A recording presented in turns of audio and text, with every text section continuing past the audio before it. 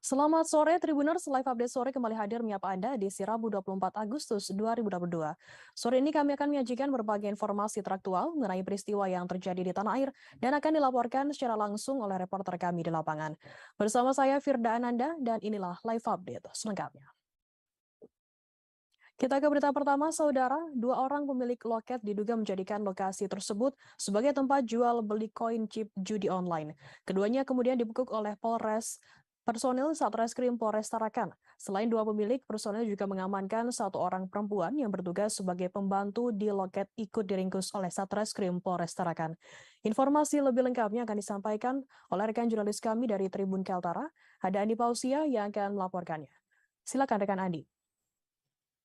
Ya, baik rekan Firda, selamat sore Tribuners, bersama saya Andi melaporkan dari Tarakan, Provinsi Kalimantan Utara. Benar, personel unit Satreskrim Polres Tarakan berhasil membekuk sebanyak 3 orang, 2 laki-laki dan 1 perempuan yang tepatnya lokasinya berada di RT 6 dan di RT 7 Kelurahan Pantai Amal, tepatnya pada hari Minggu tanggal 21 Agustus 2022 dini hari kemarin.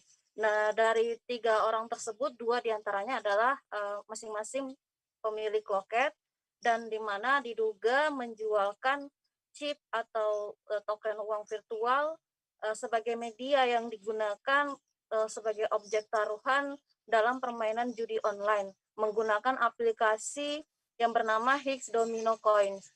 Dan satu orang lagi perempuan berusia 18 tahun diamankan juga karena diduga ikut terlibat membantu dalam penjualan di dalam loket. Dikatakan Kapolres Tarakan AKBP Taufik Nur Mandia dalam rilisnya Selasa kemarin, untuk pemberantasan judi online ini sendiri adalah instruksi dari Kapolri dan pihaknya mengikuti apa yang diinstruksikan oleh pimpinan di atas. Dan ia juga menyampaikan kronologisnya sendiri. Pada saat itu pihaknya menerima informasi dari unit reskrim, menerima informasi dari masyarakat tentang adanya dugaan permainan judi online yang ada di mana ada loket yang menyediakan penjualan chip. Dan setelah itu pada hari itu terjadi pada sekitar pukul 21.30 WITA pada tanggal 21 Agustus 2022 kemarin, dan tepatnya di RT 7 Kelurahan Pantai Amal. Selanjutnya loket yang dimaksud sendiri ada 2. Yang pertama loket Sarimas yang berada di RT 7, kemudian yang kedua di RT 6 bernama loket Sabirido. Dan tiga pelaku yang kini ditetapkan tersangka masing-masing berinisial AK berusia 33 tahun, berperan sebagai penjual dan sekaligus pemilik loket Sarimas. Kemudian yang kedua adalah SB berusia 20 tahun, berperan sebagai penjual sekaligus pemilik loket Sabirido. Dan terakhir ada IS berusia sekitar 18 tahun, perempuan, bertugas sebagai pembantu penjualan di loket Sabirido. Modus mereka sendiri dikatakan Kapolres Tarakan AKBP Taufik Nurmandia, mereka menjual chip Higgs, yang chip dari aplikasi Higgs Domino Coin kepada para pembeli, dan nanti dari pembeli memberikan ID akun kepada para penjual atau pelaku. Setelah itu oleh penjual atau pelaku mengirimkan chip yang nantinya akan digunakan dalam permainan judi online di dalam aplikasi tersebut. Kemudian memang dikatakan AKBP Taufik Nurmandia setelah dilakukan pemeriksaan terhadap aplikasi tersebut, ada berbagai macam permainan di dalam aplikasi tersebut, diantaranya ada judi slot, kemudian ada QQ, ada spin yang dimainkan secara online. Adapun hasil dari permainan judi online tersebut, berapa yang diperoleh oleh pemain itu yang kembali diuangkan dan dijualkan kepada pelaku di loket tersebut. Artinya setelah menang, dikatakan Kapolres Tarakan, mereka bisa menukarkan kembali jumlah yang mereka dapatkan dari permainan judi tersebut. Dikatakan kembali Kapolres Tarakan AKBP Taufik Nurmandia yang didampingi oleh Kasat Reskrim Polres Tarakan itu Muhammad Aldi pada saat rilis Selasa kemarin, memang pihaknya saat ini masih dalam proses melakukan pemeriksaan saksi-saksi, kemudian melakukan kelengkapan alat bukti dan juga dari yang dikumpul dari 2 TKP. Untuk sementara ini yang diamankan yang pertama di loket di TKP pertama ada di loket Sarimas, total ada sekitar 13.548.000 yang berhasil diamankan oleh personel. Kemudian juga ada 1 lembar banner bertuliskan chip Higgs Domino Coins, 1 unit handphone dan Oppo Reno 6, kemudian 1 lembar kertas bertuliskan Higgs Domino Coins atau katalognya dan daftar penjualan chip. Kemudian untuk di TKP kedua, tepatnya di loket Sabirido, juga turut berhasil diamankan 1 unit handphone merek Samsung A12 dan 1 lembar daftar harga chip dan uang tunai sebesar 1.455.000, sehingga total uang tunai yang berhasil diamankan diduga adalah hasil penjualan chip tersebut berjumlah 15 juta dan itu semua disita oleh personel unit Reskrim Polres Tarakan. Adapun untuk pasal yang disangkakan kepada pelaku yakni pasal 303 ayat 1 ke 2 KUH pidana dan dengan ancaman kurungan hukuman penjara selama 10 tahun. Demikian rekan Firda. Terima kasih rekan jurnalis dari Tribun Kaltara Andi Pausia atas laporan Anda. Selamat bertugas kembali. Akan kami tampilkan Tribuners wawancara dari Kapolres Tarakan AKBP Taufik Nurmandia. Berikut liputannya untuk Anda. Ada suatu loket ya, ada beberapa loket yang menyiapkan chip dalam rangka permainan berupa di chip King Domino Coin di 2 loket, itu loket Sarimas dan loket Sabir Rido. Kemudian dilakukan penangkapan oleh personil, di mana akhirnya diamankan terhadap 3 orang tersangka, yaitu AK 33 tahun, ini dia penjual dan sekaligus pemilik loket Sarimas. Kemudian SB ini 20 tahun, penjual atau pemilik loket Sabir. Kemudian IS ini pembantu penjual di loket Sabir Rido, 18 tahun. Jadi modus mereka ini adalah dengan menjual chip kepada para pembeli, kemudian pembeli ini memberikan ikon kepada penjual, sehingga chip yang dia beli ini dikirim ke ID tersebut oleh pembeli dengan menggunakan aplikasi Higgs Domino, sehingga di dalam aplikasi tersebut ada beberapa permainan judi, di antaranya judi slot, terus QQ dan juga spin secara online. Nanti hasil dari permainan ini, pemainnya menang, dia bisa uangkan kembali kepada yang menjual chip. Dalam sepekan berlangsung, jajaran Polda Kepulauan Riau telah mengungkap 15 kasus dengan 55 orang tersangka pelaku praktik tindak pidana perjudian di Kepulauan Riau. Kapolda Kepulauan Riau Irjen Pol Aris Budiman menyampaikan keberhasilan anak buahnya itu dengan tegas bahwa telah memberantas praktik tindak pidana perjudian. Itu dilakukan menyusul adanya perintah Kapolri kepada jajaran untuk menindak segala bentuk tindakan perjudian di wilayah hukum Polda Kepulauan Riau. Informasi lebih lengkapnya akan disampaikan oleh rekan jurnalis kami dari Tribun Batam. Ada Beres Luman Tobing yang akan melaporkannya. Silakan rekan Beres.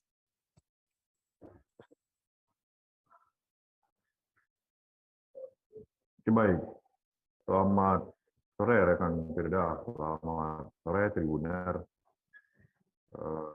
Perlu kami laporkan begitu bahwa jajaran Polda Kepulauan Riau berhasil mengungkap begitu ataupun mengobrak-abrik lokasi perjudian di sejumlah kabupaten kota ataupun di 4 kabupaten kota yang ada di wilayah Provinsi Kepulauan Riau.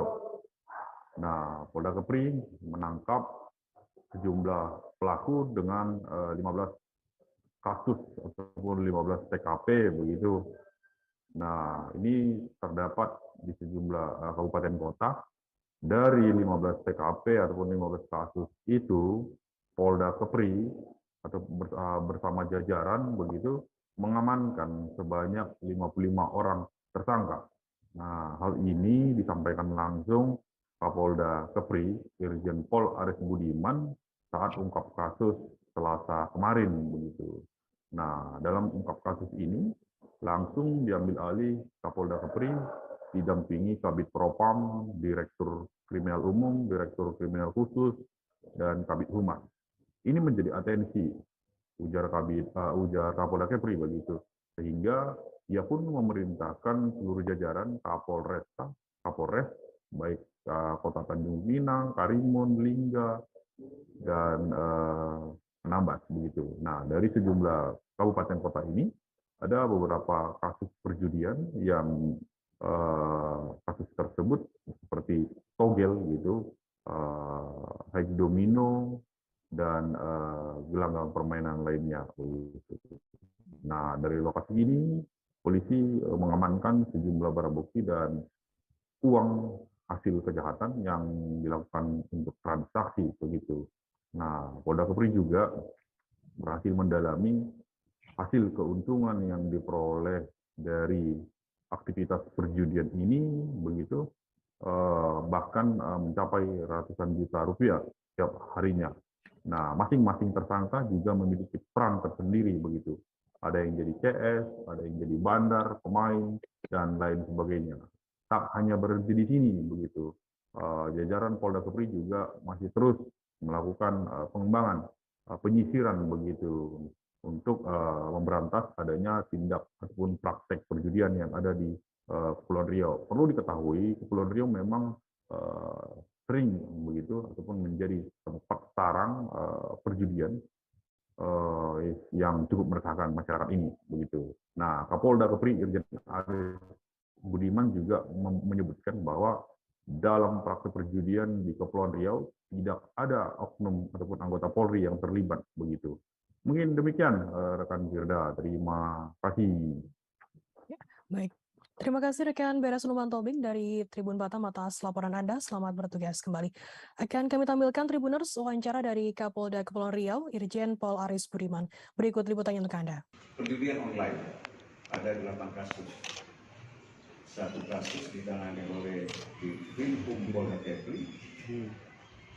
Kemudian 1 kasus oleh di Treskrimsus Polda Kepri, semuanya dalam bentuk website. Kemudian 1 kasus ditangani di Polresta Barelang berupa aplikasi Haji Domino. Kemudian di Polresta Tanjung Pinang 1 kasus dalam bentuk CG online, dan Polres Karimun 2 kasus CG dan togel online. Kemudian Polres Lingga 1 kasus sama, kasus CG dan togel online. Dari kasus perjudian tersebut diamankan sebanyak 55 orang tersangka dan saat ini masih dalam proses penyidikan.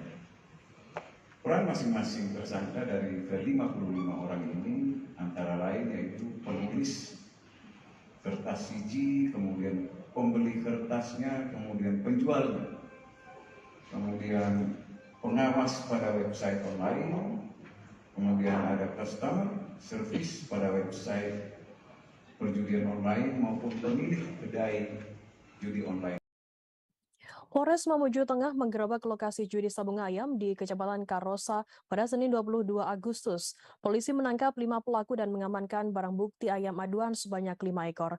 Kasat Reskrim Polres Mateng, Ibtu Freddy mengatakan penggerebekan dilakukan di Dusun Sumber Harapan, Desa Karosa, Kecamatan Karosa. Sebagian pelaku yang ditangkap berasal dari Kabupaten Pasangkayu. Untuk mengetahui informasi lebih lengkapnya, saat ini kami sudah tersambung dengan jurnalis dari Tribun Sulbar, ada Samsul Bahri yang akan melaporkannya. Silakan rekan Samsul. Ya, baik Firda dan Tribuners, benar sekali bahwa tim gabungan Operasi Pekat atau Penyakit Masyarakat Polres Mamuju Tengah berhasil mengamankan 5 orang pelaku perjudian sabung ayam. Kelima pelaku tersebut ditangkap di Dusun Sumber Harapan, Desa Karosa, Kecamatan Karosa, Kabupaten Mamuju Tengah. Kelima tersangka ini diamankan saat berada di lokasi perjudian. Selain kelima pelaku juga polisi mengamankan 5 ekor ayam aduan yang masih hidup dan 1 ekor ayam yang sudah mati. Selain itu, beberapa barang bukti lainnya juga diamankan oleh pihak Polres Mamuju Tengah, yakni 18 unit kendaraan roda 2, alat aduan yang seperti arena perjudian, serta uang tunai sebesar 3 juta rupiah. Selain itu, beberapa alat lainnya, yakni alat penerangan, karena diduga perjudian ini akan berlangsung hingga malam hari, sehingga polisi juga berhasil mengamankan alat penerangan. Sementara menurut keterangan dari Kasat Reskrim Polres Mamuju Tengah, yakni itu Freddy, bahwa di lokasi kejadian itu sekitar ada 20 orang. Namun sebagian telah melarikan diri, sehingga hanya menangkap 5 orang saja. Namun menurutnya kelimanya ini sudah dinaikkan sidik dan sudah dijadikan tersangka. Dan untuk kelima orang tersebut dikenakan pasal 303 dan denda maksimal 10 tahun. Sementara yang pelaku yang melarikan diri juga saat ini polisi telah melakukan pencarian dan mereka masuk daftar pencarian orang. Gitu, Firda. Ya, baik. Terima kasih rekan jurnalis dari Tribun Sulbar, Samsul, atas laporan Anda. Selamat bertugas kembali.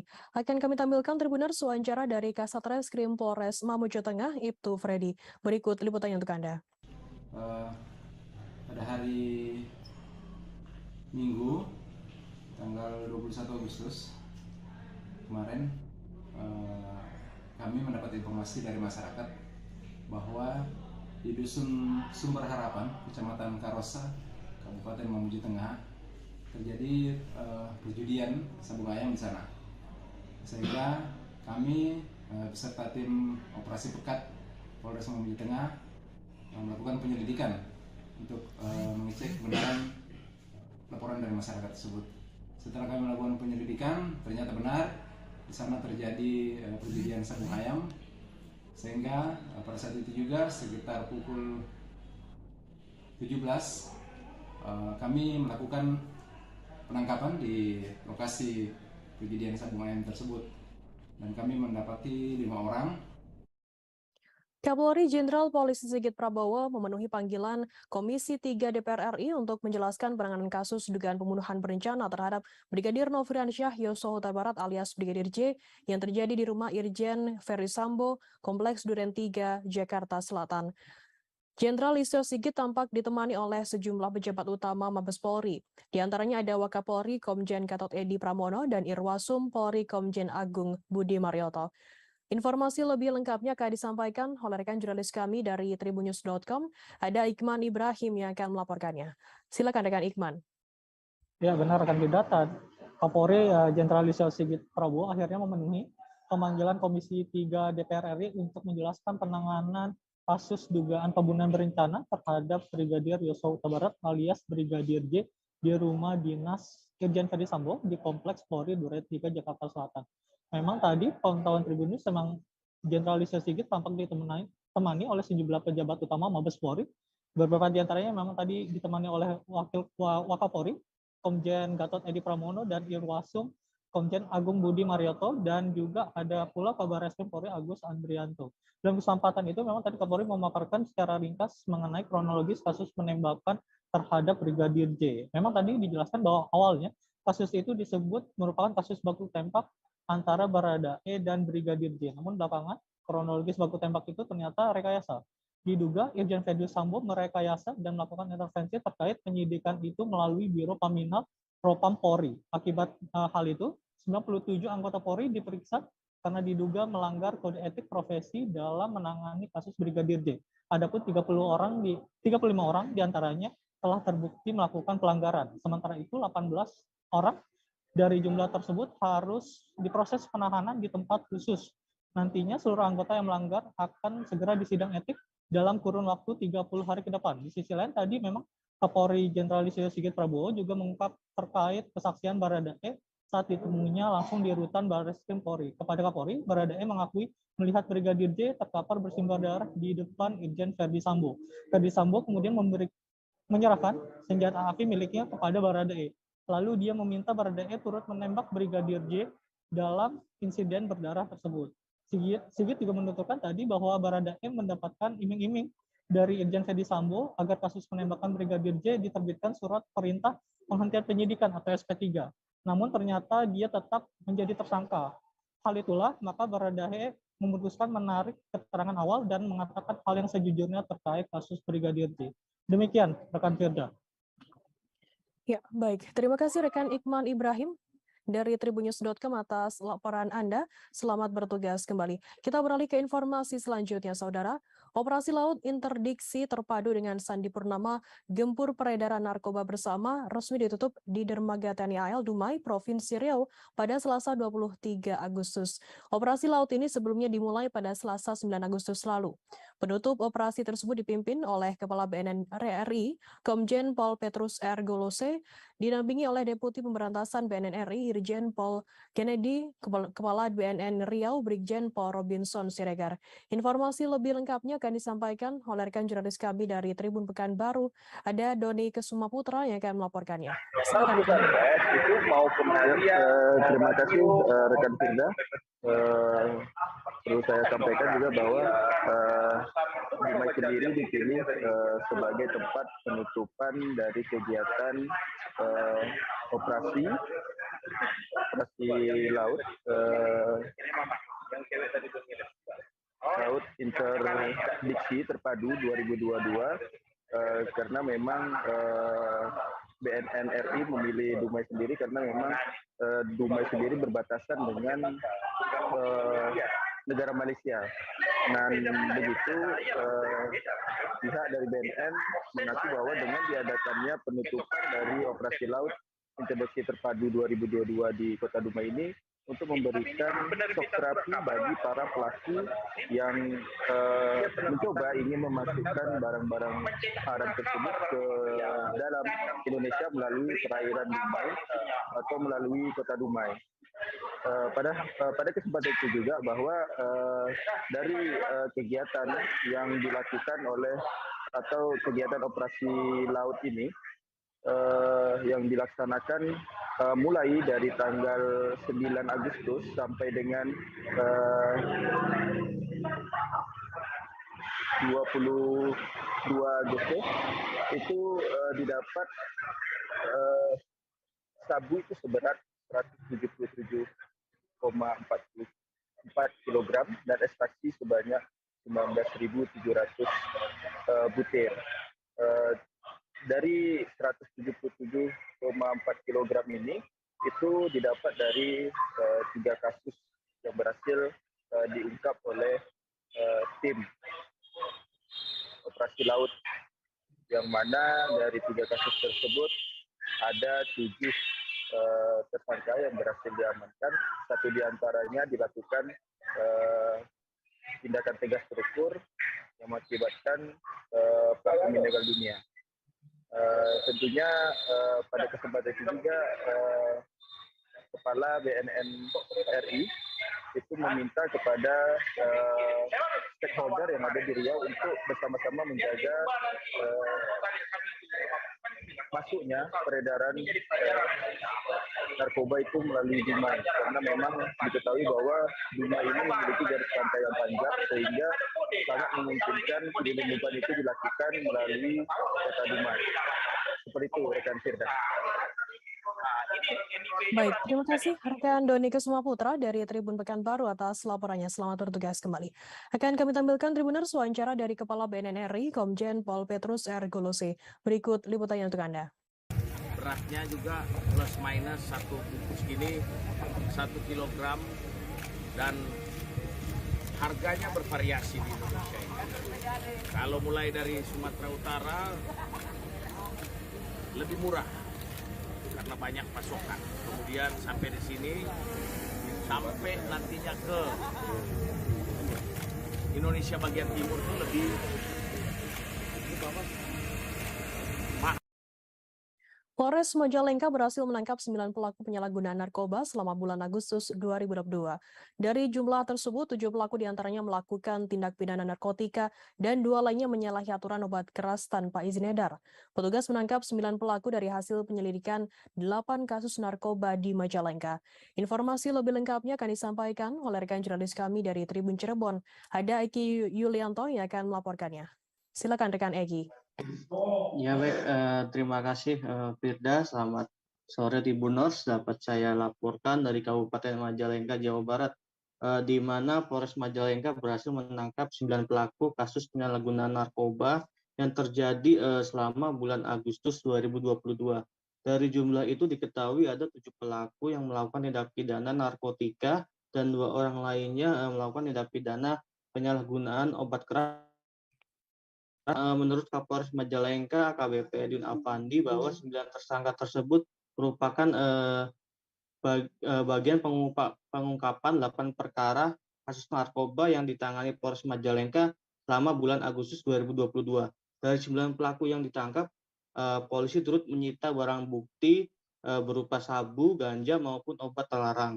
Ada sebanyak 60,88 gram sabu dan 38,42 gram ganja yang berhasil diamankan dari tangan pelaku sebanyak 7 orang.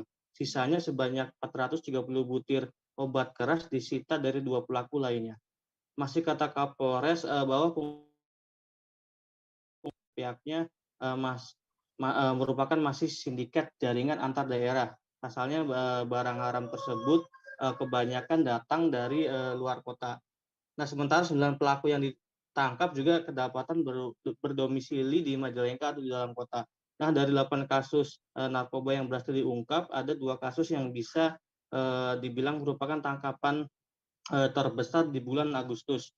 Penangkapan itu terjadi pada 2022 lalu. Dari tangkapan itu, kepolisian berhasil mengamankan sabu sebanyak 5 paket dengan berat sebanyak 42,22 gram.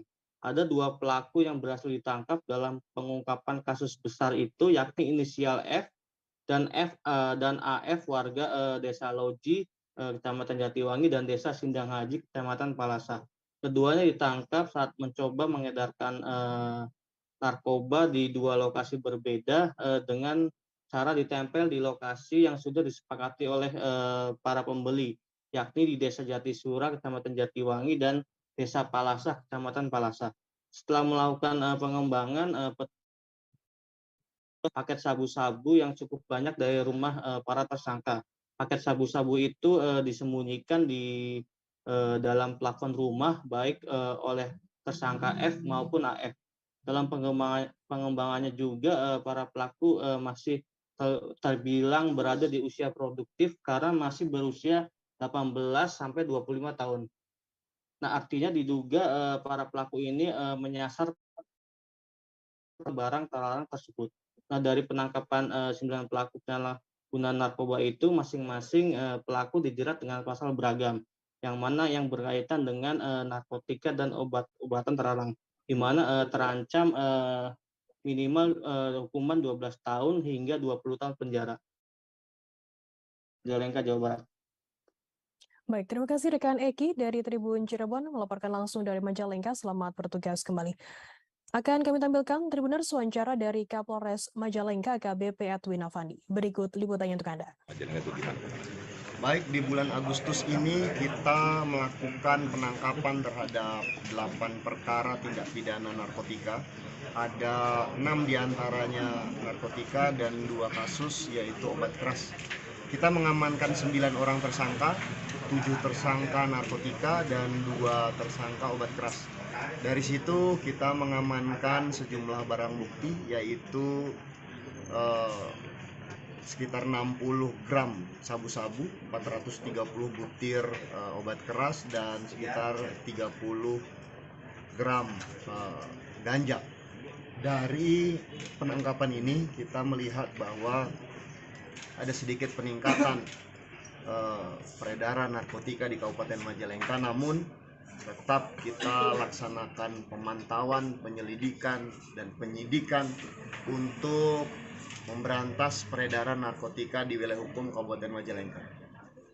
Ada modus operandi yang perlu kita cermati, yaitu penjualan menggunakan sistem tempel di lokasi-lokasi yang antara pengguna dan pengedar sudah sepakati bersama, dan ini tetap akan. Sidang perdana 3 terdakwa teroris Farid Ogbah, Ahmad Zain An-Najah, dan Anung Al-Hamad digelar di Pengadilan Negeri Jakarta Timur pada Rabu 24 Agustus hari ini. Namun sidang yang dijadwalkan hari ini diputuskan untuk ditunda sementara oleh Majelis Hakim. Penundaan itu dilakukan atas permintaan tim kuasa hukum agar sidang digelar secara offline. Informasi lebih lengkapnya akan disampaikan oleh rekan jurnalis kami dari tribunnews.com. Ada Fandi Permana yang akan melaporkannya. Silakan rekan Fandi.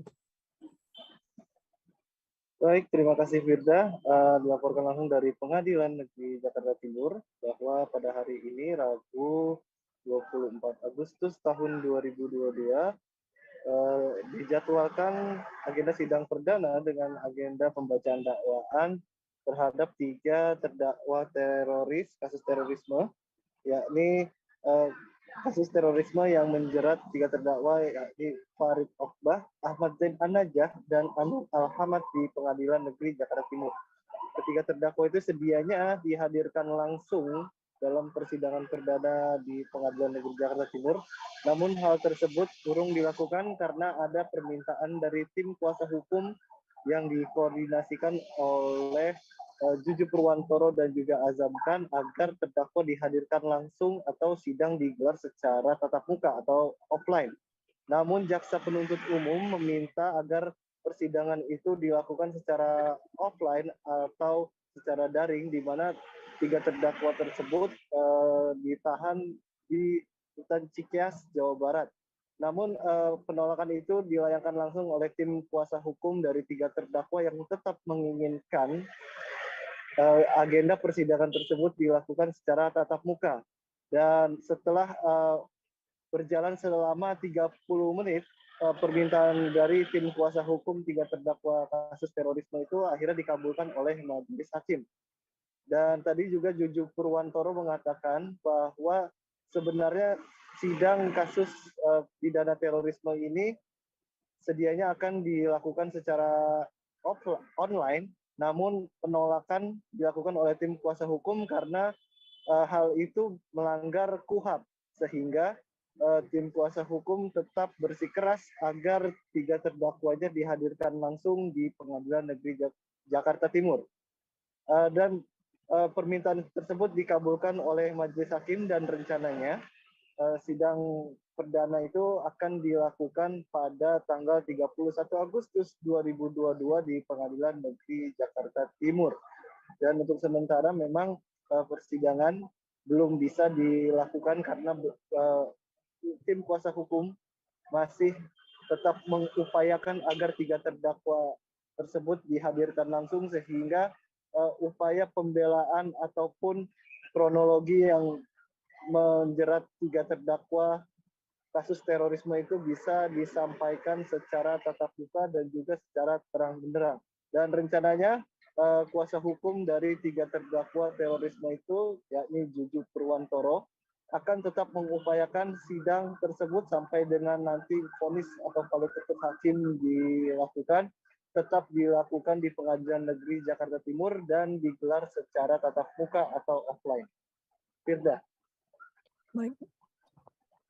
Baik, terima kasih rekan Fandi Permana dari tribunnews.com atas laporan Anda. Selamat bertugas kembali.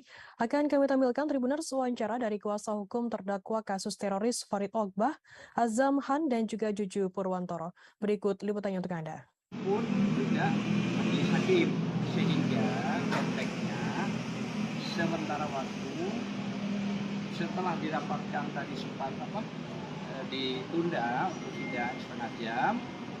Akhirnya hakim menyetujui adanya offline. Nah, selepas dari itu mungkin Mas Usman. Oke, saya namanya Cicit. Jadi dalam proses ini adalah yang kita berpegangan pada KUHAP, ya. Tidak ada undang-undang di atas lebih tinggi di antara KUHAP. Kalau tadi mengkonfrontir seolah-olah ini ada undang-undang sosialis, itu tidak ada. Undang-undang teroris itu adalah untuk penyidikan, penangkapan, dan yang lain-lain. Dalam prosedur acara itu tetap KUHAP. Jadi janganlah seolah-olah kita ini orang ngerti hukum dan hukum, ya, kita tegaskan bahwa undang-undang tertinggi dalam acara adalah KUHAP. Ya, KUHAP itu harus bukan hanya untuk terdakwa, untuk kita semua, ya, supaya para hakim juga akan memahami seolah-olah kita ini dibuat kayak tidak paham terhadap persoalan undang-undang, ya. Undang-undang teroris itu saya juga tidak akan mengatakan spesialis, itu adalah undang-undang teroris yang memang penangkapannya berbeda dengan undang-undang umum juga, ya. Silakan Pak Isman. Baik, saya tambahkan, saya berharap ya teman-teman ini juga dari media ikut betul-betul serius untuk mengawal kasus ini. Sejumlah pelanggan SPBU Perundi Labuan Bajo, Kabupaten Manggarai Barat mengaku kesal karena kendaraan miliknya mati total setelah mengisi bahan bakar jenis Pertalite pada Selasa 23 Agustus. Kejadian tersebut terjadi setelah para pengendara sepeda motor dan mobil selesai mengisi bahan bakar di SPBU yang beralamat di Sernaru, Kelurahan Waikelambu, Kecamatan Komodo, Kabupaten Manggarai Barat. Seorang pengendara mobil, Febrianus Suardi, mengaku mesin mobil miliknya mati beberapa saat setelah melakukan pengisian BBM. Febrianus tak sendirian, sebanyak 3 mobil dan sejumlah motor lainnya pun juga mengalami hal yang sama. Informasi lebih lengkapnya akan disampaikan oleh rekan jurnalis kami dari Tribun Flores. Ada Gejio Viana yang akan melaporkannya. Silakan rekan Gejio. Baik, selamat sore rekan Firda, selamat sore Tribuners dimanapun Anda berada. Saya, Gejio Viana, reporter tribunflores.com, melaporkan langsung dari Labuan Bajo, Kabupaten Manggarai Barat, Provinsi Nusa Tenggara Timur. Sejumlah pengendara kendaraan bermotor mengaku kesal karena kendaraan yang dimiliki mati secara tiba-tiba sesaat setelah mengisi bahan bakar minyak berupa Pertalite di SPBU Perundi Labuan Bajo pada Selasa 23 Agustus 2022 kemarin. Para pengendara yang sempat diwawancarai, Febrianus Suardi dan Robertus Darsono, mengaku kejadian tersebut terjadi pada pagi hari saat selesai melakukan pengisian bahan bakar minyak berjenis Pertalite, dan beberapa saat setelah mengisi BBM jenis Pertalite, kendaraan mereka mogok, diikuti dengan sejumlah kendaraan yang berada di belakang mereka. Setelah ditelusuri dan dicek, ternyata BBM berjenis Pertalite yang telah berada di dalam tangki pengisian BBM kendaraan bermotor ternyata bercampur dengan cairan yang diduga merupakan air. Nah, BBM yang telah terkontaminasi ini menurut para korban yang terdiri dari 4 supir mobil dan juga sejumlah pengendara sepeda motor lainnya merupakan dugaan kuat yang menjadi penyebab terjadinya mati total kendaraan yang dimiliki. Kekesalan dari para korban ini tidak saja atas kerugian material berupa kendaraan mereka yang tidak bisa dioperasikan, tetapi kerugian lainnya di mana mereka tidak bisa dapat melakukan aktivitas maupun juga menjalankan usahanya. Seperti yang disampaikan oleh Robertus Darsono, di mana dia memiliki 1 unit pickup yang digunakan sehari-hari untuk menjual air tangki di wilayah Labuan Bajo. Namun karena kejadian tersebut, mobil yang dimilikinya mogok sehingga dia tidak bisa melakukan usahanya. Sementara itu berdasarkan konfirmasi dengan pihak pengawas manajer SPBU Perundi, Imosentius Bandarmas, menyampaikan permohonan maaf yang sebesar-besarnya kepada para korban sebab kejadian tersebut merupakan kejadian yang di luar dugaan.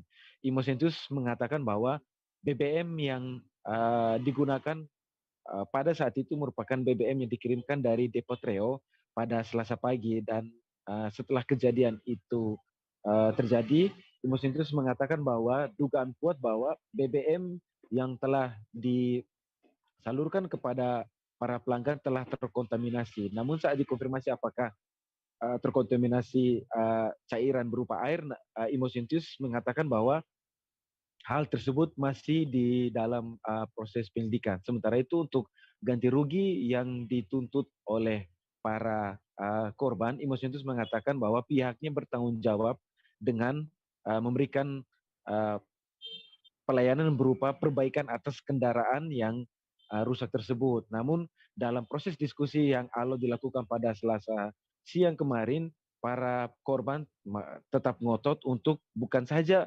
kendaraan yang rusak harus diperbaiki, namun kerugian-kerugian lainnya pun harus dipenuhi oleh pihak SPBU. Demikian rekan Firda. Ya, baik. Terima kasih rekan Gigi Oviana dari Tribun Flores atas laporan Anda. Selamat bertugas kembali. Akan kami tampilkan Tribuners wawancara dari pengawas manajer SPBU Perundi, Imosentius Bandarmas, dan juga warga pengendara mobil Febrianus Suhardi, dan juga korban dan pemilik mobil pickup bernama Robertus Darsono. Berikut liputannya untuk Anda. Yang pertama kronologisnya, BBM yang dikirim dari Reo itu pada mobil kedua itu ada kontaminasi. Terkontaminasi apa ini Bapak? Ya. Terkontaminasi dengan apa? Untuk sementara masih dalam penyelidikan di Reo. Iya. Dicek di sana Bapak? Iya. Nanti Reo juga bisa. Kendaraan yang kena dampak dari kondisi seperti itu tadi kira-kira ada berapa kendaraan? Pak sudah lihat itu sama-sama dan saya. Kami berdatang. Setelah isi seperti apa kejadiannya? Setelah isi saya kasih nyala mesin langsung tidak sampai 1-2 detik langsung mesin mati, tidak respon lagi.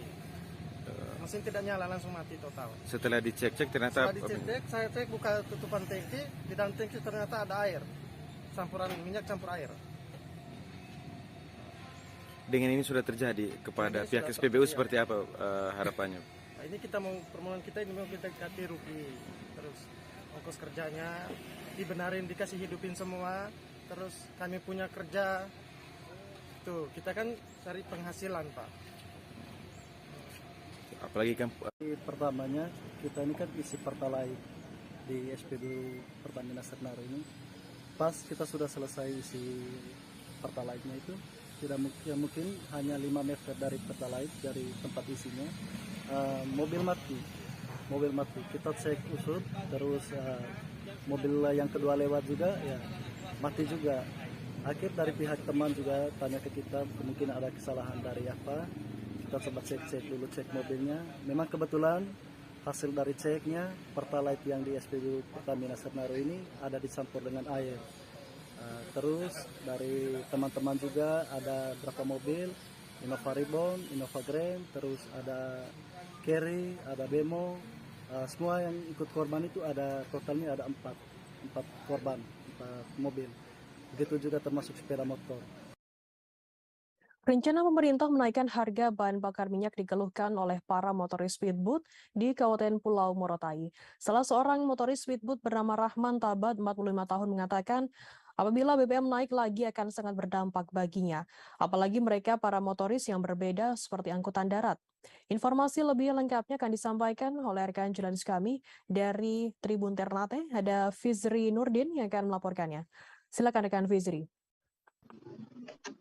Oke, baik rekan Iga, dapat saya laporkan di Maluku Utara khususnya di Kabupaten Pulau Morotai. Jadi saat ini pemerintah pusat akan berencana menaikkan harga bahan bakar minyak. Jadi hal ini juga dapat dikeluhkan oleh motoris yang ada di motoris spot pit yang ada di Kabupaten Pulau Morotai. Mereka menilai bahwasanya jika harga bahan bakar minyak ini dinaikkan kurang lebih 10%, maka ini sangat berdampak terhadap mata pencarian mereka. Yang saat ini mereka keluhkan bahwa untuk mendapatkan jenis bahan bakar minyak di premium saja itu harus mengantri berjam-jam, bahkan mereka tidak mendapatkan apa-apa dan mereka juga cekcok dengan pihak Pertamina. Dan juga kalaupun misalkan pemerintah menaikkan bahan bakar minyak ini juga, mereka akan menaikkan yang harga transportasi laut yang sebelumnya hanya 150.000, mereka akan naikkan 200.000 per penumpang dari Morotai ke Pelabuhan Tobelo.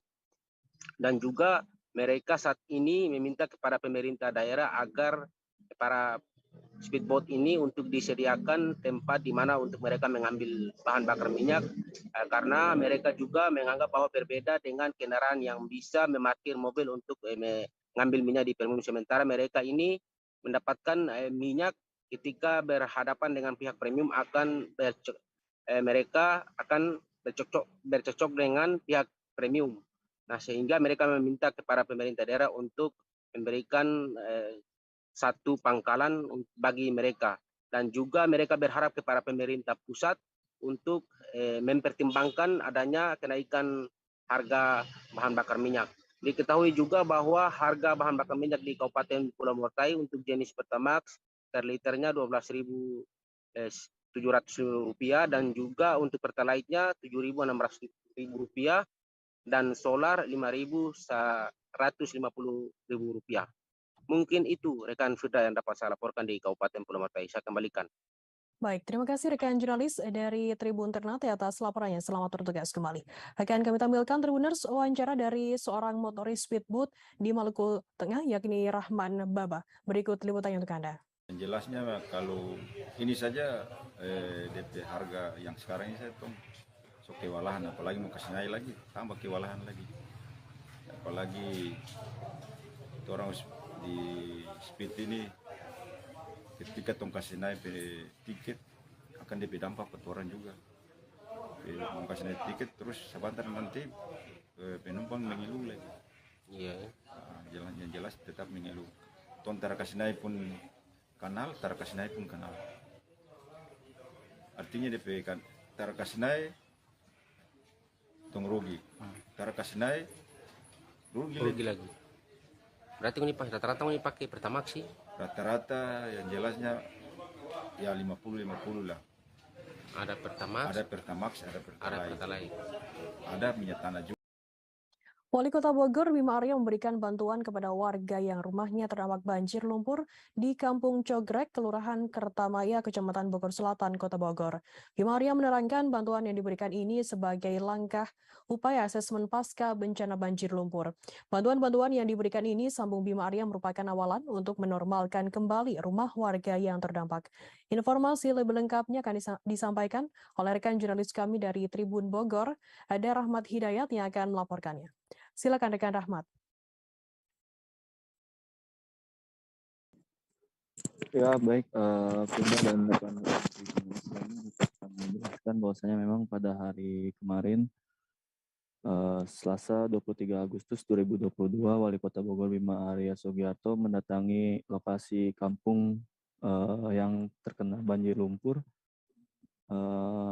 di mana kejadian ini yang terjadi pada hari Minggu sekitar sore hari, dan kepada warga yang terdampak banjir lumpur ini, Wali Kota Bogor Bima Arya Sugiarto memberikan beberapa bantuan, mulai dari makanan, kasur, hingga alat peralatan dapur.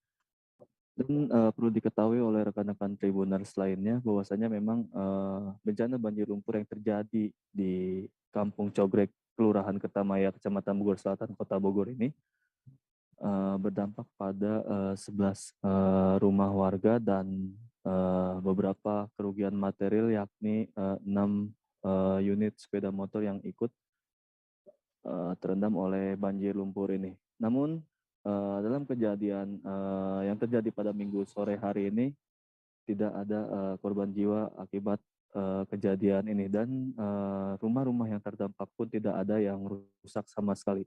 Hanya luapan lumpur yang masuk dan merendam areal dalam rumah warga dengan ketinggian 40 cm sampai 80 cm. Dan tepat pada hari kemarin, yang seperti yang sudah kami jelaskan, beberapa bantuan itu akhirnya disalurkan oleh pemerintah Kota Bogor dengan disalurkan langsung oleh Wali Kotanya Bogor Bima Arya Sugiarto. Dan Bima Arya Sugiarto pun memberikan beberapa catatan kepada apa yang terjadi dalam bencana banjir lumpur yang di Kampung Cogrek tersebut. Diketahui memang penyebab dari kejadian banjir lumpur ini akibat adanya drainase yang buruk dari pihak pengembang perumahan yang berada tepat berhadapan dengan kampung warga tersebut, di mana drainase yang buruk ini membuat luapan air dan membawa material ataupun sedimentasi lumpur dari pembangunan menuju ke areal rumah warga yang berada tepat di bawah perumahan tersebut. Dan Bima Arya pun meminta untuk pihak pengembang untuk bisa memperbaiki drainase yang buruk tersebut sehingga tidak terjadi kembali kejadian yang serupa. Namun ketika disinggung akan membuat turap ataupun tebing penahan tembok, yang diketahui memang lokasi perumahan warga ini dengan tebingan tanah ini cukup rawan sekali longsor, dan Bima Arya pun menuturkan bahwasanya memang belum ada arah ke sana, dan pada hari kemarin memang arahnya untuk memberikan bantuan dan meminta untuk pihak perumahan memberikan bentuk bantuan dalam pertanggungjawabannya tersebut. Dan kami pun sempat mengonfirmasikan hal ini kepada pihak pengembang yang berhasil kami temui di lokasi bencana banjir lumpur tersebut. Kepada kami, pihak engineering infrastruktur perumahan yang diketahui merupakan perumahan Acamaya Estate ini mengatakan bahwasanya memang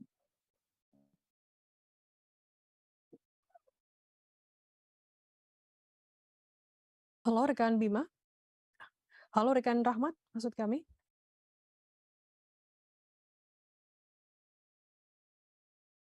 Ke perumahan warga.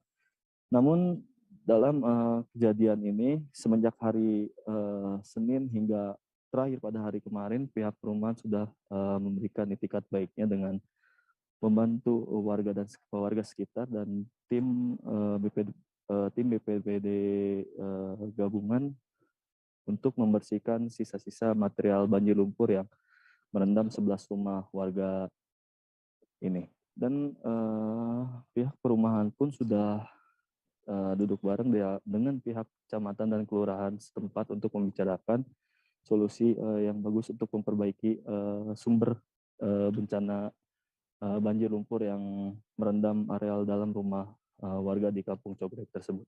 Begitu Baik, terima kasih rekan jurnalis dari Tribun Bogor, Ahmad Hidayat atas laporan Anda. Selamat bertugas kembali. Akan kami tampilkan Tribuners wawancara dari Wali Kota Bogor, Bima Arya. Berikut liputannya untuk Anda. Baik, jadi tadi pagi saya mendapatkan laporan bencana yang terjadi kemarin yang diakibatkan karena curah hujan yang tinggi, kemudian ada longsor, sehingga kemudian ada berapa rumah? 8 rumah, 11 kakak yang terdampak gitu ya, karena terkena limbahnya, ada lumpur masuk, air dan sebagainya. Yang pertama dilakukan tentu adalah melakukan evakuasi. Jadi semua sudah bergeser ke lokasi yang lebih aman sambil ini dibersihkan gitu. Dan dari pemerintah kota mengalokasikan bantuan di sini, ada kasur, ada pakaian gitu ya, ada makanan, kemudian juga ada peralatan dapur yang diperlukan ya selama tempat ini dinormalkan kembali. Dan di sini juga ada dari pihak Surya Mas gitu ya. Saya meminta untuk memberikan atensinya di sini ya, intinya agar tidak terjadi lagi. Jadi ada intervensi fisik yang saya kira diperlukan gitu untuk memastikan saluran air normal kembali. Karena sepertinya ada yang terdampak dari kegiatan dilakukan oleh Surya Mas, sehingga airnya tidak lancar mengalir, menyerap, dan akhirnya menimbulkan longsor. Gempa Bengkulu dengan kekuatan magnitudo 6,3 skala Richter, sebelumnya disebutkan 6,5, berpusat di Kaur pada Selasa 23 Agustus, malam sempat menimbulkan kepanikan warga. Namun kondisi langsung normal setelah gempa Bengkulu 6,3 tersebut mereda. Tak terlihat juga ada tenda darurat yang didirikan karena warga kembali masuk ke rumah masing-masing setelah 30 menit seusai gempa. Informasi lebih lengkapnya akan disampaikan oleh rekan jurnalis kami dari Tribun Bengkulu. Ada Ahmad Sendi yang akan melaporkannya. Silakan rekan Sendi. Ya, terima kasih rekan Firda yang ada di studio. Baik, Sub Tribuners, saya akan menjelaskan. Begitupun dengan kondisi sekarang, kondisi masyarakat di Kabupaten Kaur, di mana terdapat titik gempa tersebut sudah kembali normal, dan begitupun kerusakan material dan korban jiwa yang selesai gempa bumi tersebut dengan kekuatan 6 skala Richter itu tidak terpantau, tidak ada. Rabu pagi, warga di Kabupaten Kaur sudah kembali beraktivitas seperti biasa, seakan gempa Bengkulu yang kekuatan 6,3 skala Richter itu tidak pernah terjadi, Tribuners. Salah seorang warga di mana Pak kita temui tadi mengatakan sempat terjadi kepanikan warga saat adanya gempa malam tadi. Bahkan warga berhamburan keluar rumah dan berkumpul di jalan lintas. Disampaikan masyarakat pun pulang ke rumah tak lama atau sekitar 30 menit usai gempa untuk kembali melanjutkan tidur ataupun sekedar beraktivitas di dalam rumah, Tribuners. Sedangkan dapat diketahui memang kerusakan tidak begitu parah, tetapi ada terjadi di kerusakan hanya ada di beberapa rumah warga yang mengalami retak-retak pada dinding saja. Sedangkan korban jiwa seperti yang kita sampaikan tadi tidak ada dalam kejadian gempa dengan kekuatan 6 skala Richter ini. Namun korban luka yang ada yaitu ada pada ibu-ibu rumah tangga yang sedang berada di masjid pada saat itu. Nah, di mana saat kejadian dirinya belum sempat melarikan diri. Nah, sedangkan bangunan keramik yang berada di dinding masjid itu ambruk sehingga menimpa bagian kepala dengan mengakibatkan korban mengalami luka jahitan. Nah, untuk sementara yang dapat saya sampaikan dan informasi yang kita terima dari BPBD, sekarang pihak BPBD masih berada di lapangan untuk mendata maupun mengetahui berapa banyak kerusakan yang ada akibat gempa malam tadi. Jadi untuk sementara itu saja rekan Firda yang ada di studio. Ya, baik. Terima kasih rekan jurnalis dari Tribun Bengkulu atas laporan Anda. Selamat bertugas kembali. Akan kami tampilkan Tribuners wawancara dari Kepala BPBD Kabupaten Kaur, John Harimol. Berikut liputannya untuk Anda. Yang secara langsung dengan kita belum ada. Kecuali ada beberapa buah rumah yang sudah menyampaikan lewat orang lain, seperti media online menyampaikan ke kita. Tapi untuk saat ini secara fisik itu belum ada data ataupun laporan baik yang bersangkutan maupun dari Pak Kades ataupun kecamatan. Memang hari ini tadi sudah kita sampaikan dengan kawan-kawan yang membidangi atau di bidang membidangi untuk mencari informasi ataupun mendata ataupun menghimpun data yang sudah ada ketika memang itu ada. Sudah kita lakukan dan kita sampaikan untuk jemput bola lah, intinya seperti itu. Namun harapan kita tidak terdapat artinya musibah ataupun bencana itu. Mungkin itu aja sebentar ya. Tuni 65 tahun seorang warga Kelurahan Malaing Kedi, Distrik Sorong Utara, Kota Sorong, Papua Barat terpaksa dievakuasi ke Alasruk saat banjir melanda Sorong pada Selasa 23 Agustus. Ia diungsikan ke atas truk lantaran sejak beberapa tahun belakangan ini tengah mengidap penyakit komplikasi sehingga tak bisa jalan. Informasi lebih lengkapnya akan disampaikan oleh rekan jurnalis kami dari Tribun Papua Barat yang melaporkan langsung dari sana. Ada Safwan Hasari yang akan melaporkannya. Silakan rekan Safwan.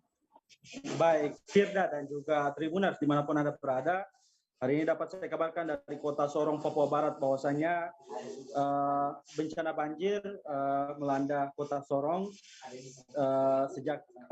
sejak Selasa kemarin, dan dapat saya kabarkan bahwa bencana tersebut memang membuat sejumlah masyarakat di Kota Sorong merasa terkendala. Salah satu kendala yang dihadapi oleh masyarakat yakni seorang ibu rumah tangga yang bernama Tuni yang tinggal di distrik Sorong Utara, Kota Sorong, Papua Barat itu sendiri. Dia sejak beberapa tahun belakangan ini mengidap penyakit yang mana membuatnya tidak bisa berjalan. Namun pada saat banjir kemarin, dia harus terpaksa untuk diungsikan di belakang mobil truk yang sedang terparkir di samping rumahnya begitu.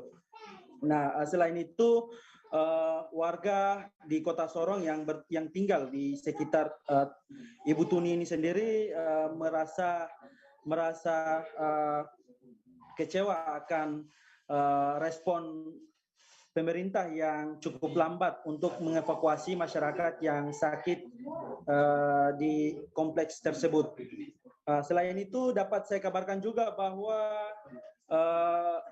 situasi terkini banjir yang berdasarkan keterangan yang kami dapat dari Badan Penanggulangan Bencana Daerah bahwa hingga saat ini sekitar kurang lebih 500 jiwa terdampak banjir di Kota Sorong dan kurang lebih tiga orang dikabarkan tewas dan sekitar kurang lebih 10 orang luka dan sedang dirawat. Nah, selain ini saat ini saya tengah berada di dapur umum Civitas Hijau Hitam yang mana di dalamnya ada HMI dan juga Kahmi Kota Sorong yang mana mereka sedang melaksanakan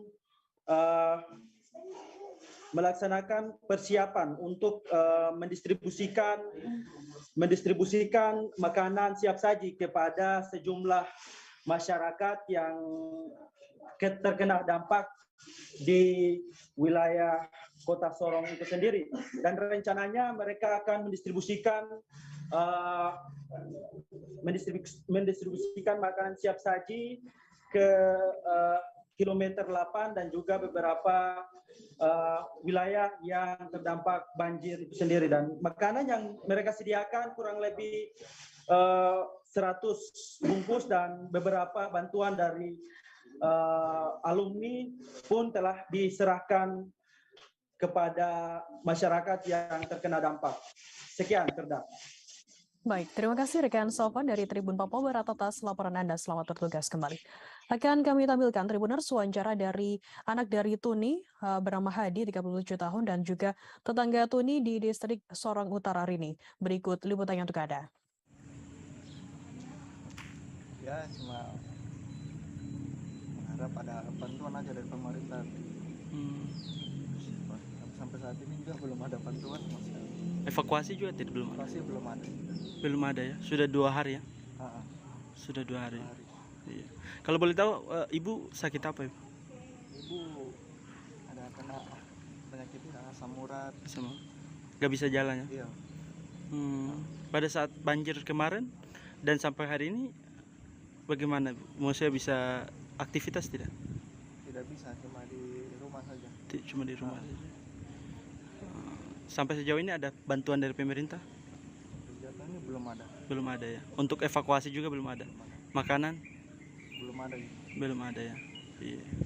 Sudah 1 kali 24 jam lebih ini ya, Bang? Iya. Harapan kepada pemerintah seperti apa?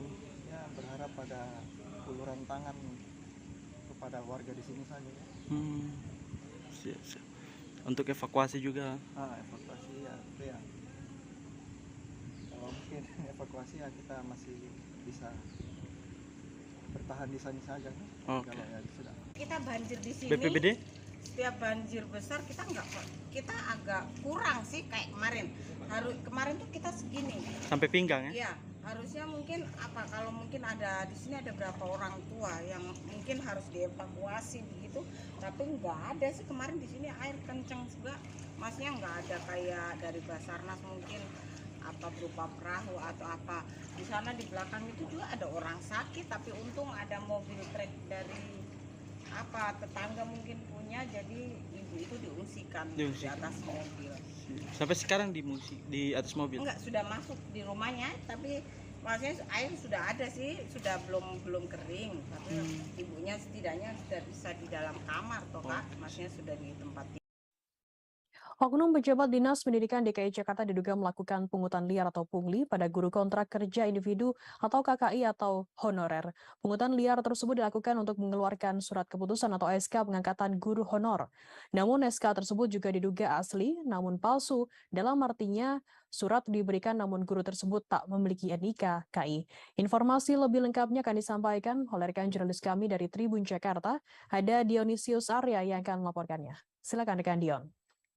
Ya, Firda dan Tribuners, jadi memang beredar informasi soal dugaan pungutan liar yang dilakukan pejabat Dinas Pendidikan DKI Jakarta yang tentu saja membuat resah guru kontrak kerja individu atau KKI atau honorer. Informasi soal dugaan pungli ini dibeberkan oleh Direktur Eksekutif EduWatch Indonesia, Anas Fitra Akbar.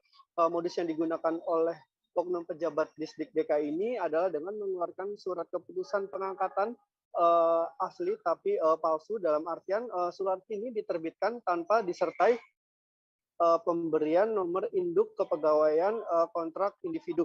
Wakil Gubernur DKI Jakarta Ahmad Riza Patria menyebut Dinas Pendidikan DKI Jakarta kini tengah mendalami kasus ini. Inspektorat DKI pun disebut Ariza kini sudah turun tangan memeriksa pejabat Dinas Pendidikan DKI Jakarta yang diduga melakukan pungutan liar terhadap guru honorer ini. Wakil Ketua Fraksi PDIP DPRD DKI Jakarta Imam Mahdia pun bereaksi terkait kasus ini. Jika terbukti melakukan pungli, Imam mendesak agar Pemprov DKI Jakarta segera memecat oknum pejabat tersebut. Tak hanya itu, Imam juga meminta agar kasus ini dibawa ke jalur hukum. Demikian Tribuners dan Firda. Ya, baik. Terima kasih rekan Dion dari Tribun Jakarta atas laporannya. Selamat bertugas kembali. Akan kami tampilkan Tribuners wawancara dari Wakil Gubernur DKI Jakarta Ahmad Riza Patria. Berikut liputannya untuk Anda. Yang diberikan pada masing-masing kan sudah ada ya. Job desk kan sudah jelas, sekda, asisten, kepala biro, kepala dinas itu sudah ada job desk-nya semua. Silakan ditanya pada masing-masing nih. Amawati kan sudah ada job desk. Sesuai nggak? Silakan ditanya. Semua sudah sesuai dengan tugas masing-masing. Kalau ada pandangan, pendapat, penglihatan, silakan dicek. Sejauh ini kita memberi tugas semua jajaran sesuai dengan tupoksinya masing-masing. Ada evaluasi tersendiri nggak sih Pak biar kerjanya nggak melewati batas? Ya, kalau itu sudah pasti rutin. Kalau gitu. Cukup ya? Pak Wagub, tadi pagi ada Koalisi Perjuangan Warga Jakarta atau Kopaja itu memberikan SP2 pada Pak Gubernur terkait dengan 9 permasalahan DKI Jakarta yang belum terselesaikan. Itu salah satunya ada kebersihan air bersih, lalu polusi udara, lalu ada juga penggusuran rumah di Jakarta dan lain-lain. Itu gimana Pak? Ya, kami menghormati pendapat, ya, masukan, rekomendasi, usulan, bahkan kritik. Kami menghormati semuanya. Yang penting kita semua, kami di sini Pemprov bersama teman-teman DPRD menyusun program RPJMD bersama, disahkan bersama dan dilaksanakan juga bersama-sama. Kami bertanggungjawabkan seperti tadi yang kita bacakan kan bentuk pertanggungjawaban program anggaran APBD 2021. Dalam suasana Hari Kemerdekaan RI, tribuntimur.com bersama Makon kembali menggelar lomba-lomba menarik di kampus Unismuh Makassar pada Rabu 24 Agustus hari ini. Puluhan mahasiswa Fakultas Ilmu Sosial dan Ilmu Politik atau FISIP Unismuh mampu meramaikan perlombaan tersebut. Dengan mengenakan alma mater kebanggaan, mahasiswa tampak penuh semangat mengikuti lomba-lomba. Informasi lebih lengkapnya akan disampaikan oleh rekan jurnalis kami dari Tribun Timur, ada Fakih yang akan melaporkannya. Silakan rekan Fakih. Ya, jadi semarak kemerdekaan RI masih terus digalakan oleh Tribun Timur. Nah, di pagi hari ini Tribun Timur bekerja sama bersama Makom serta kampus Universitas Muhammadiyah Makassar menggelar lomba menyemarakan 17 Agustus. Jadi di pagi hari ini ada puluhan mahasiswa dari Fakultas Ilmu Sosial dan Ilmu Politik Unismuh Makassar yang ikut meramaikan lomba ala Tribun Timur. Ada beberapa lomba yang kita sajikan dari Tribun Timur.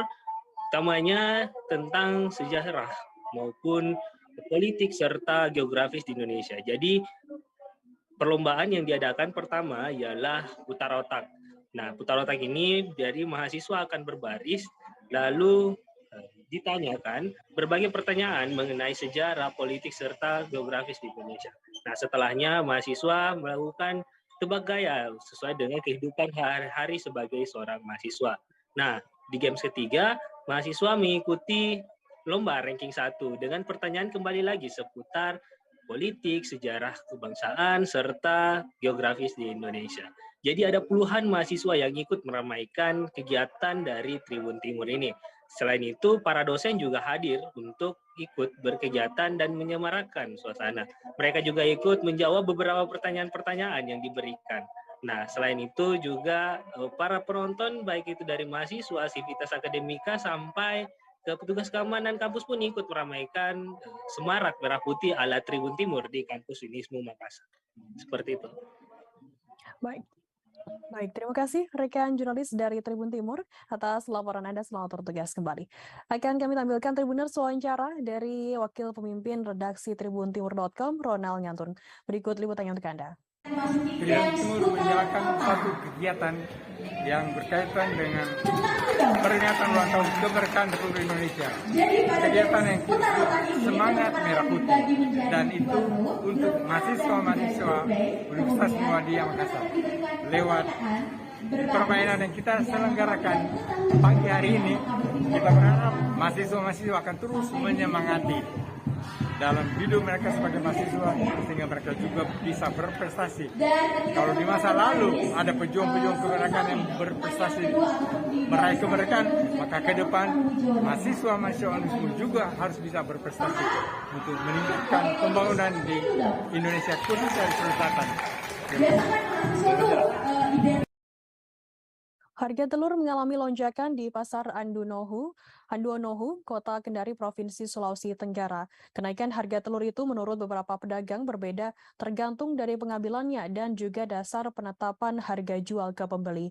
Seperti yang diketahui, beberapa pedagang di Pasar Anduonohu melakukan pengambilan melalui grosir yang diantarkan langsung ke mereka atau pedagang pasar. Informasi lebih lengkapnya akan disampaikan oleh rekan jurnalis kami dari Tribun News Ultra. Ada Ridwan Kadir yang akan melaporkannya. Silakan rekan Ridwan.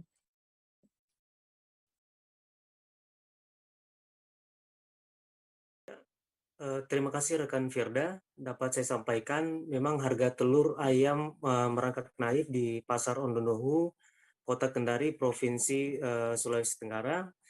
Salah seorang pedagang, yaitu bernama Sherly, mengatakan bahwa kenaikan harga telur ayam itu sudah terjadi sejak beberapa hari yang lalu. Katanya kenaikan harga telur itu terjadi karena dari pihak grosir sendiri itu sudah menaikkan harga, sehingga para pedagang juga ikut menaikkan harga agar tidak mengalami kerugian. Untuk itu saat ini harga telur itu dibanderol seharga 70.000 per satu raknya dari harga sebelumnya yaitu 55.000.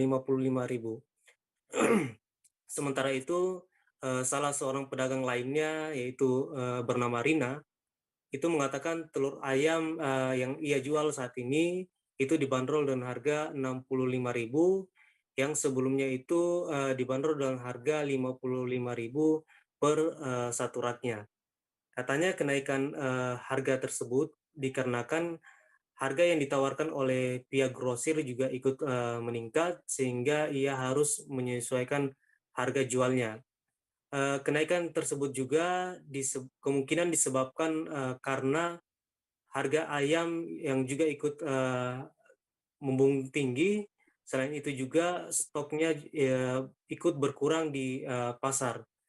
Selain itu dapat saya sampaikan pula bahwa untuk kebutuhan pokok lainnya seperti bawang merah, bawang putih, dan cabai, itu rata-rata saat ini turut melonjak naik, namun kenaikannya tersebut tidak signifikan. Mungkin itu yang dapat saya sampaikan. Kembali ke rekan Firda. Baik, terima kasih rekan Ridwan dari Tribun News Ultra atas laporan Anda. Selamat bertugas kembali. Kita beralih ke informasi lainnya, Saudara. Aksi lempar botol air, minum kemasan, dan benda lainnya ke dalam lapangan oleh oknum bobotoh mewarnai kekalahan Persib Bandung atas Bali United dengan skor 2-3 di Stadion GBLA Kota Bandung pada Selasa 23 Agustus. Tindakan yang dilarang dalam regulasi dan dapat berimbas pada jatuhnya sanksi dari PSSI tersebut dilakukan oknum bobotoh sejak pertandingan babak kedua masih berlangsung bahkan hingga laga telah selesai. Tampak lemparan botol air minum kemasan terus terjadi seiring tensi pertandingan dari kedua tim yang kian manas di atas lapangan. Informasi lebih lengkapnya akan disampaikan oleh rekan jurnalis kami dari Tribun Jabar. Ada Cipta Permana yang akan melaporkannya. Silakan rekan Cipta. Ya, selamat sore rekan Firda, selamat sore Tribuners.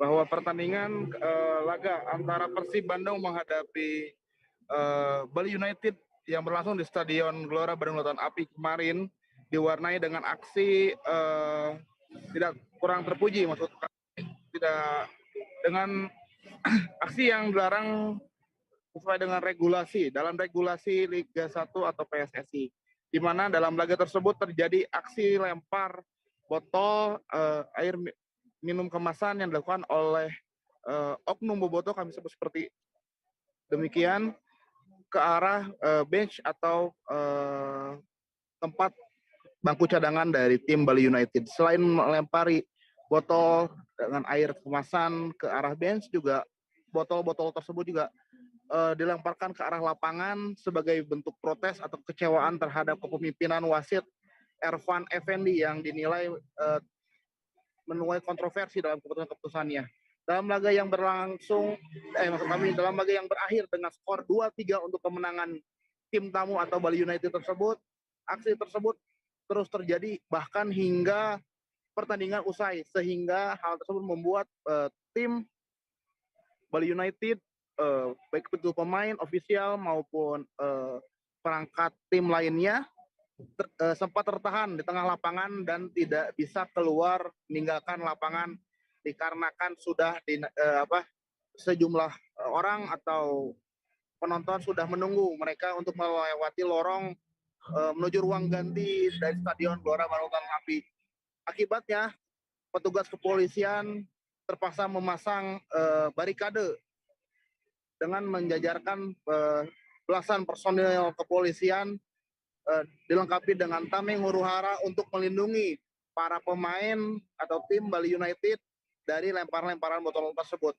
Selain para pemain dan tim ofisial Bali United, juga turut wasit Ervan Effendi dan beberapa asistennya juga diamankan oleh pihak kepolisian untuk dapat lewat dari barisan barikade petugas kepolisian tersebut. Hingga pertandingan usai, insiden hanya terjadi di situ dan tidak berlanjut ke kondisi di luar lapangan.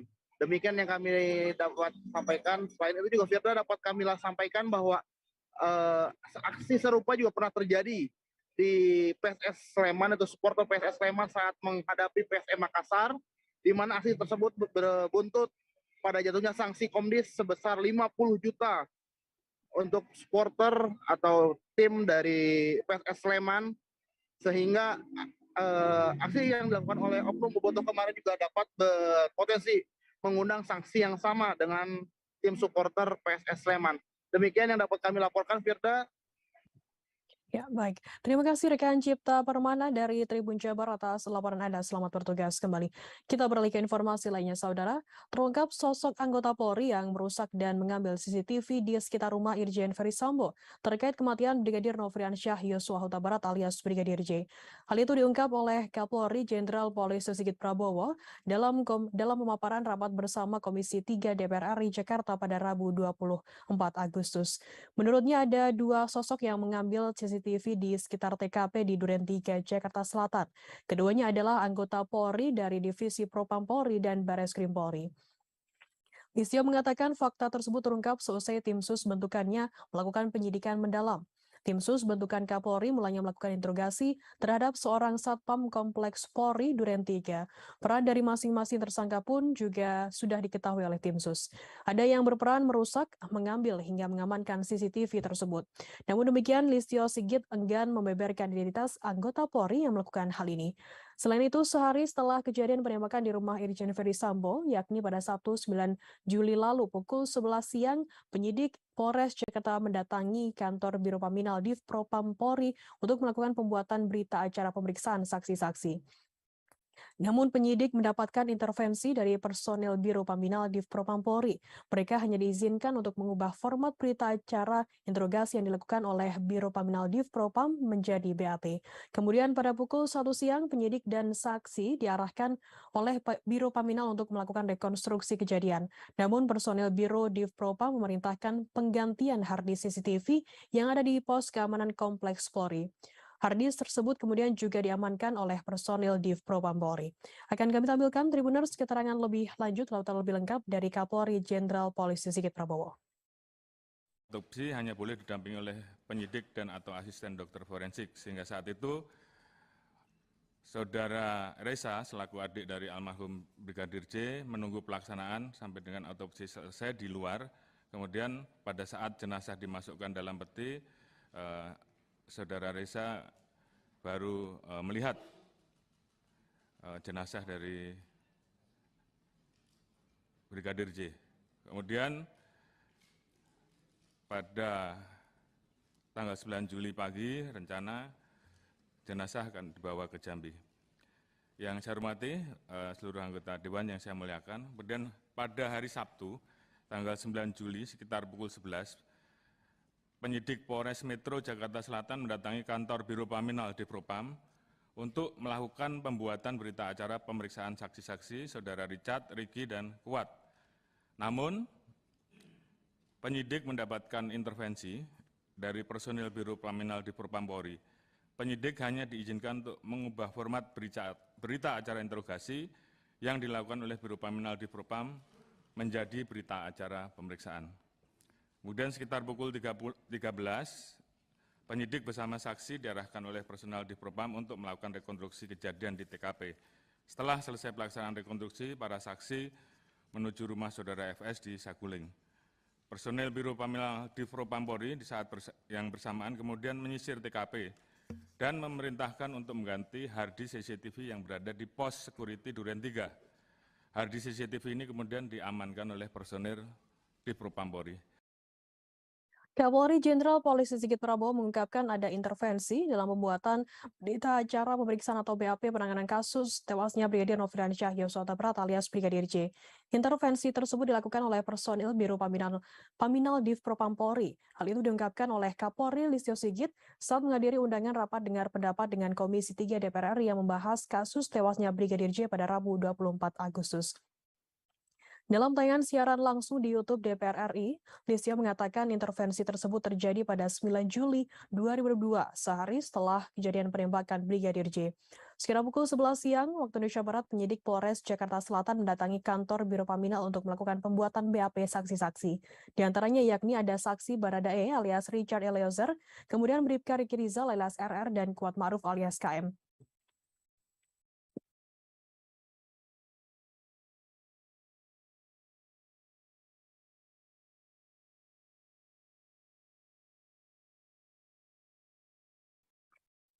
Listio mengatakan namun penyidik mendapatkan intervensi dari personel Biro Paminal Div Propam Polri. Penyidik hanya diizinkan untuk mengubah format berita acara interogasi oleh Biro Paminal menjadi berita acara pemeriksaan. Listio mengatakan kemudian pada pukul 1 siang waktu Indonesia Barat, para penyidik dan saksi diarahkan oleh Biro Paminal untuk melakukan rekonstruksi kejadian di rumah dinas Irjen Verdi Sambo di Duren 3, Jakarta Selatan. Namun di saat yang bersamaan, personel Biro Div Propam memerintahkan penggantian harddisk CCTV yang ada di pos keamanan Kompleks Polri. Harddisk tersebut juga diamankan oleh personel Div Propam Polri. Sementara itu saat ini pihak Polri sudah menetapkan sejumlah tersangka dalam kasus tewasnya Brigadir J. Para tersangka yakni Baradae, kemudian Bribka Ricky Rizal alias RR, KM, kemudian Irjen Verdi Sambo dan Putri Chandrawati yang tak lain adalah istri dari Verdi Sambo. Ferry Sambo pun ditetapkan sebagai tersangka dengan pasal yang disangkakan adalah pasal 340 KUHP, subsidiar pasal 338 KUHP, jangto pasal 55 dan 56 KUHP tentang pembunuhan berencana. Tanya Ferry Sambo, penetapan tersangka juga ditujukan kepada Bribka Riki Rizal alias RR dan juga Kuat Ma'ruf. Kedua tersangka disangkakan dengan pasal yang sama dengan Ferry Sambo. Adapun ancaman hukumannya adalah hukuman mati, penjara seumur hidup, atau penjara maksimal 20 tahun. Sementara Baradae disangkakan pasal 338 KUHP, jangto pasal 55 dan 56 KUHP tentang tindakan pidana pembunuhan dengan ancaman hukuman maksimal 15 tahun penjara. Akan kami tampilkan Tribuners wawancara dari Kapolri Jenderal Polisi Sigit Prabowo. Hanya boleh didampingi oleh penyidik dan atau asisten dokter forensik, sehingga saat itu Saudara Reza selaku adik dari almarhum Brigadir J menunggu pelaksanaan sampai dengan autopsi selesai di luar. Kemudian pada saat jenazah dimasukkan dalam peti, Saudara Reza baru melihat jenazah dari Brigadir J. Kemudian pada tanggal 9 Juli pagi rencana jenazah akan dibawa ke Jambi. Yang saya hormati seluruh anggota Dewan yang saya muliakan. Kemudian pada hari Sabtu tanggal 9 Juli sekitar pukul 11, penyidik Polres Metro Jakarta Selatan mendatangi kantor Biro Paminal di Propam untuk melakukan pembuatan berita acara pemeriksaan saksi-saksi Saudara Richard, Ricky, dan Kuat. Namun, penyidik mendapatkan intervensi dari personil Biro Paminal di Propam Polri. Penyidik hanya diizinkan untuk mengubah format berita acara interogasi yang dilakukan oleh Biro Paminal di Propam menjadi berita acara pemeriksaan. Kemudian sekitar pukul 13, penyidik bersama saksi diarahkan oleh personel di Propam untuk melakukan rekonstruksi kejadian di TKP. Setelah selesai pelaksanaan rekonstruksi, para saksi menuju rumah Saudara FS di Saguling. Personel Biro Paminal di Propam Polri di saat yang bersamaan kemudian menyisir TKP dan memerintahkan untuk mengganti harddisk CCTV yang berada di pos security Duren 3. Harddisk CCTV ini kemudian diamankan oleh personel di Propam Polri. Dalam rapat dengar pendapat bersama Komisi 3 DPR RI, Kapolri Jenderal Polisi Sigit Prabowo membeberkan 8 pelanggaran yang dilakukan sejumlah anggotanya Rabu 24 Agustus. Pelanggaran ini terkait kasus tewasnya Brigadir Nofrian Syah Yosua Huta Barat alias Brigadir J. Listio mengatakan sejumlah anggotanya diduga berupaya menghalang-halangi penyidikan dugaan pembunuhan berencana Brigadir J ini. Fakta tersebut terungkap setelah seminggu dirinya membentuk tim khusus atau tim sus dan inspektorat khusus atau IRSUS untuk melakukan penyidikan. Dalam rapat analisa dan evaluasi pada 22 dan 23 Juli lalu, terungkap ada sejumlah personel Div Propam Polri melakukan upaya menghalang-halangi proses penyidikan. Ada yang berperan memberikan tekanan, intimidasi, intervensi, upaya mengaburkan fakta hingga menghilangkan barang bukti. Pelanggaran pertama terdapat personil Propam yang masuk tempat kejadian perkara yang semestinya tak boleh dilakukan. Hal itu seharusnya untuk menjaga status quo. Pelanggaran kedua yakni personel Polri yang tidak berkepentingan juga ikut mengangkat jenazah Brigadir J sebelum olah TKP selesai sepenuhnya. Pelanggaran ketiga, personel Div Propam memerintahkan ART Irjen Ferry Sambo untuk membersihkan TKP saat kondisi sudah kosong. Pelanggaran keempat yakni personel Polri bernama Susanto dan Agus Nurpatria memegang dan mengokang senjata api yang digunakan Baradae selesai kejadian. Pelanggaran kelima yakni barang bukti 2 pucuk senjata api, magazin, dan peluru di TKP baru diberikan kepada penyidik Polres Jakarta Selatan pada 11 Juli 2022. Sementara itu pelanggaran keenam yakni barang bukti alat komunikasi para tersangka dihilangkan dan diganti dengan ponsel yang baru. Hal ini guna menutup-nutupi peristiwa sebenarnya. Pelanggaran ketujuh yakni penyidik Polda Metro Jaya tak melakukan penyidikan secara utuh terkait CCTV. Bahkan ada beberapa rangkaian peristiwa penting yang dihilangkan. Pelanggaran ke-8 yakni CCTV di pos keamanan Kompleks Polri Duren 3 diambil dan diganti oleh personil Polri. IRSUS dan tim sus mengungkap peran dari masing-masing personel yang terlibat. Hingga Rabu 24 Agustus, Polri memeriksa sebanyak 97 personil terkait tewasnya Brigadir J ini. Diduga ada 35 personil yang melakukan pelanggaran kode etik.